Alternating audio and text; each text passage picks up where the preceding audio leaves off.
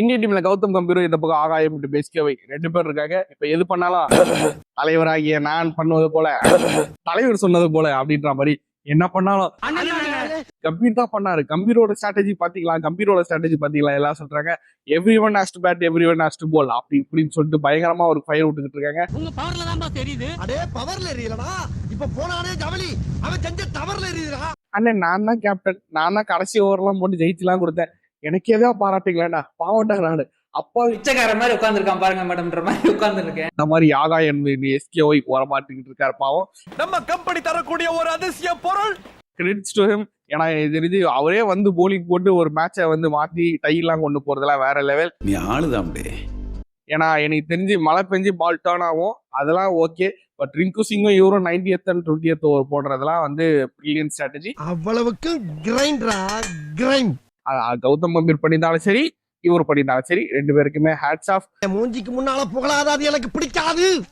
Hats off. அதுக்கப்புறம் என்ன நடந்ததுன்னு பாத்தீங்கன்னா எங்களுக்கும் காலம் வரும், காலம் வந்தால் வாழ்வு வரும் அப்படின்ற மாதிரி ஸ்ரீலங்கா டீமுக்கு ரொம்ப நாளா காலம் வரும்னு பாத்துக்கிட்டு இருக்கேன். என்ன வரல, கடைசி எவ்வளவு நாள் வாத்தியார் என்ன காத்துட்டு இருக்கேன், அந்த மாதிரி ஒண்ணுமே நடக்க மாட்டுது. சனத் ஜெயசூர்யா வந்து பாத்துக்கிட்டு இருந்தாரு, சே உங்களுக்கு எல்லாம் கோச்சிங் கொடுக்குறேன்னு வந்தேன் பத்தியா என் புத்திய செருப்பாலேயே அடிக்கணும்டா அப்படின்ற மாதிரி தான் அவர் பாத்துக்கிட்டு இருந்தாரு. எங்களுக்கே அவர் பார்க்கும்போது ரொம்ப சோகமா தான் இருந்தது 3வது T20ல. ஸோ இந்த வீடியோல என்ன பார்க்கலாம் தான் ஃபர்ஸ்ட் 3 T20ல என்ன நடந்தது, அதுக்கப்புறம் ஆஹா வந்துட்டாங்கப்பா முக்கியமான ஆளுங்க 2 பேர் களத்துல குதிச்சுட்டாங்க. ரோஹித் விராட் கோலி வந்து ஓடிஐ சீரீஸுக்கு ஜாயின் பண்ணியிருக்காங்க.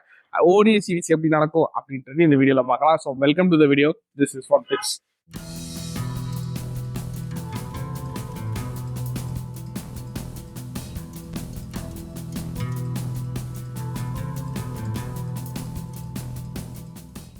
வீடியோக்குள்ள போறதுக்கு முன்னாடி சஞ்சு சாம்சனுக்கு எல்லாரும் ஜஸ்டிஸ் கேட்டுட்டு இருந்தாங்க. பாத்தீங்களா சஞ்சு சாம்சனுக்கு அவர் எடுத்தா என்ன பண்ணுவாரு தெரியுமா, ஆட்டுவாரு தெரியுமா அப்படின்ற மாதிரி.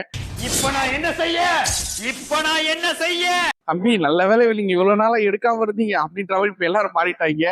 தம்பி நீ ஒன்னும் செய்ய மாட்டேன்னு எனக்கு தெரியும். இப்ப பிசிசிஐல இருந்து எப்போ வந்து சப்போர்ட்டரா இருந்த என் ஃப்ரெண்டு வரைக்கும் கேட்டான், அவன் ஒரு ஆளு நீ அப்படின்ற மாதிரி மத்தவனுக்கு சப்போர்ட் பண்ணவங்கள அசிங்கமா போச்சு. இட்ஸ் ஓகே, சஞ்சு சாம்சன் நல்ல பேட்ஸ்மேனா இருப்பாரு, ஸ்பின் கண்டிஷன்ல சூப்பரா விளாடுவாரு, நாங்க ஃபயர்லாம் விட்டோம், கடைசியில இப்படி நடக்கும் நாங்க எதிரே பார்க்கல. என்னடி இது? சோ வீடியோக்குள்ள போவோம். அப்புறம் ஃபர்ஸ்ட் T20 நடந்தது. எங்களுக்கு தெரிஞ்சு சுப்மன் கில்லா இருக்கட்டும், ஜெய்ஸ்வாலா இருக்கட்டும், சூரியகுமார் யாதவா இருக்கட்டும், 3 பேருமே சூப்பரா விளையாடிட்டாங்க. அண்ணா நீங்க கிளப்புங்க அண்ணா அப்படின்ற மாதிரி அந்த அளவுக்கு பேட்டிங் போட்டு போல போடுத்துட்டாங்க. 200 ரன் அடிச்சு சூப்பராவே இருந்தது. ரியான் பராக் என்னடா பர்ஃபார்ம் பண்ணலையே அப்படின்னு நாங்க பார்த்தோம். அதுக்கப்புறம் நாங்க மென்ஷன் பண்ணியிருந்தோம் நிஷாங்கா, வாவ் தம்பி பயங்கரமா பண்றீங்களே அப்படின்ற மாதிரி அவர் பயங்கரமா அடி அடிச்சிட்டு இருந்தாரு, நல்லாவே வந்துட்டு இருந்தது. சோ ரியான் பராக் ஓவர் தான் நிஜமாவே டர்னிங் பாயிண்ட் இருந்தது. அப்புறம் சைஸா மூவ் பண்றாங்க. பாத்தீங்களா என்னையா தப்பு சொல்றீங்க, நான் யாரு தெரியுமாடா, நான் ஒரு பேட்மேன்ரா அவரு அப்படின்ற மாதிரி திடீர்னு வந்து அவர் பெர்ஃபார்ம் பண்ணிட்டாரு. எங்களுக்கே ஷாக்கிங்கா இருந்தது. பின்னு திரும்பவும் நாங்க நினைச்சோம், ஆனா இவருக்கு திரும்பவும் நாங்க நிஜமாவே எதிர்பார்க்கல. நிஜமாவே அவர் போட்ட போலிங் நிஜமாவே சூப்பரா இருந்தது. ஸோ அதுக்கப்புறம் 2வது மேட்சுக்கு வருவோம். 2வது மேட்ச் வந்து நல்லா தான் போயிட்டு இருக்கு. திடீர்னு மழை பெஞ்சிருச்சு. ஸோ ஓவர்லாம் ரெடியூஸ் பண்ணிட்டாங்க. ஓவர் ரெடியூஸ் பண்ணது கூட எனக்கு பிரச்சனை இல்லை. ஒரு பரதேசி ஆர்டர் எடுத்துக்கிட்டு இருக்காங்க. ஆஃப் பண்ண சொல்றாங்க. டேய் அவன ஆஃப் பண்ண சொல்லு. பணத்தக்கடா மாறல பாயின்னு நினைச்சோம், வேற இடத்துல பாத்துருச்சுப்பா அப்படின்ற மாதிரி பாத்தீங்கன்னா 4 விக்கெட் எடுத்தாரு. இந்த மாதிரி சூப்பரா இருந்தது. அதுக்கப்புறம் பாத்தீங்கன்னா 2வது T20 வந்து 2வது T20 பார்க்கும்போது எங்களுக்கு என்ன தோணுச்சுன்னு பாத்தீங்கன்னா, நல்லாதான் நிஷாங்க் ஆறாரு. எங்களுக்கு அவிஸ்கா பெர்னாண்டோ இறக்கி விட்டுருக்கலாம். அவிஸ்கா பெர்னாண்டோ இறக்கி விடாத மிகப்பெரிய தப்பு. ஏன் அவிஸ்கா பெர்னாண்டோ சப்போர்ட் பண்றேன்னா, சோ லங்கன் பிரீமியர் லீக் அப்படின்னு ஒன்று நடந்தது. அதுல நிஜமாவே சூப்பரா பர்ஃபார்ம் பண்ணியிருந்தாரு. குஷால் பெரேரா சரி மெண்டிஸும் சரி நல்லா தான் ஆடினாங்க. பட் எங்களுக்கு தெரிஞ்சு அவிஸ்கா பெர்னாண்டோ முன்னாடி இறக்கி விட்டுருந்தா இன்னும் நல்லாவே இருந்திருக்கும் அந்த டீம் அப்படின்னு எங்களுக்கு தோணுச்சு. அதுக்கப்புறம் முக்கியமா ரவி பிஷ்னாய் 2வது மேட்ச்ல சூப்பராகவே போலிங் போட்டாரு. அவருக்கு நல்லாவே பால் திரும்பிச்சு. ஸ்கிட்டர்ஸா இருக்கட்டும் பயங்கரமா பெர்ஃபார்ம் பண்ணாங்க. அக்ஷர் பட்டேலா இருக்கட்டும் அவரும் நல்லா தான் பெர்ஃபார்ம் பண்ணாரு. அதுக்கப்புறம் ஹர்திக் பாண்டியா ஒரு இன்னிங்ஸ் ஆடுவாரு பாருங்க, 9 பால் 20 ரன்.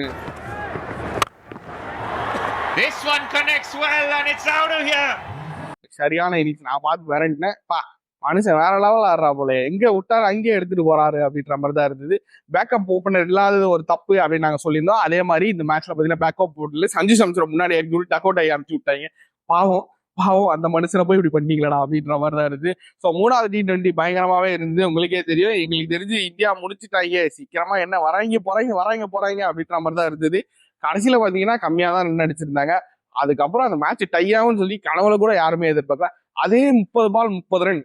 அப்படியா, ஆமா, அதே 30 பால் 30 ரன் தான் இருந்தது. ஸோ எங்களுக்கு தெரிஞ்சு யாருமே யோசிக்காத ஒரு விஷயத்த வந்து அந்த மேட்ச்ல பண்ணாங்க. என்னன்னா, ரிங்கு சிங் 19th ஓவரும், அதுக்கப்புறம் சூரியகுமார் யாதவ் 20th ஓவரும் போட்டாங்க. நாங்க வந்து மிரண்டுட்டோம். ரியான் பராக் போட்டு பால் திருப்பின்னு தான் இருந்தாரு. சரி, ஓகே, நல்லா இருக்கு, எல்லாருக்கும் சான்ஸ் கொடுத்துட்டு எல்லாம் உட்கார வச்சுட்டாங்க அக்ஷர் பட்டேல்லாம். ஸோ அதனால ஸ்பின்னர்ஸ் பெருசா இல்லை, அதனால வந்து ஸ்ரீலங்கா தான் ஜெயிக்க போகுது நாங்க நினைச்சோம்.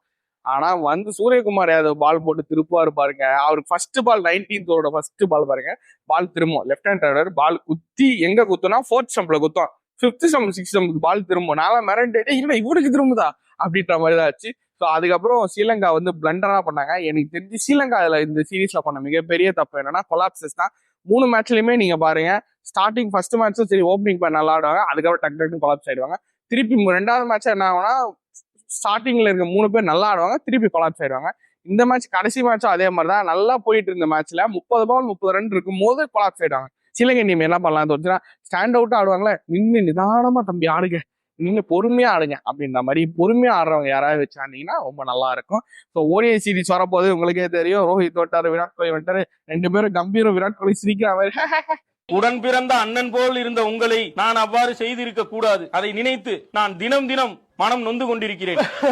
உள்ள வன்மத்தை வச்சு மாத்தி கேட்காதீங்கடா அப்படின்ற மாதிரிதான் இருந்தது. ஆனா ப்ரொஃபஷனல்ஸா 2 பேருமே நல்ல பிளேயர்ஸா தான் இருப்பாங்க. ஒரு கோச்சாவும் நல்லா பிஹேவ் பண்ணுவாங்க. எங்களுக்கு தெரிஞ்சு இந்த சீரீஸ்ல ஸ்டாண்ட் டவுனா யார் இருப்பாங்க அப்படின்னு வந்து ரியான் பராகோட ஸ்பின்னிங் தான். நாங்களே எதிர்பார்க்கல அவருக்கு பால் திரும்பணும், இப்படி திரும்புமா எதிர்பார்க்கல. ஸோ ஸ்பின்னர் ஸ்ட்ராக் ஏன் 3வது மேட்ச் நல்லா திரும்பிச்சு, ஃபர்ஸ்ட் 2 மேட்சுக்கு பால் திரும்பலன்னா பிச்சு தான். ஃபர்ஸ்ட் 2 மேட்சுக்கு ஒரு பிச் யூஸ் பண்ணாங்க, 3வது மேட்சுக்கு வேற பிச் யூஸ் பண்ணிட்டாங்க. ஸோ அதனாலதான் 3வது மேட்ச்ல நல்லா பால் திரும்பிச்சு.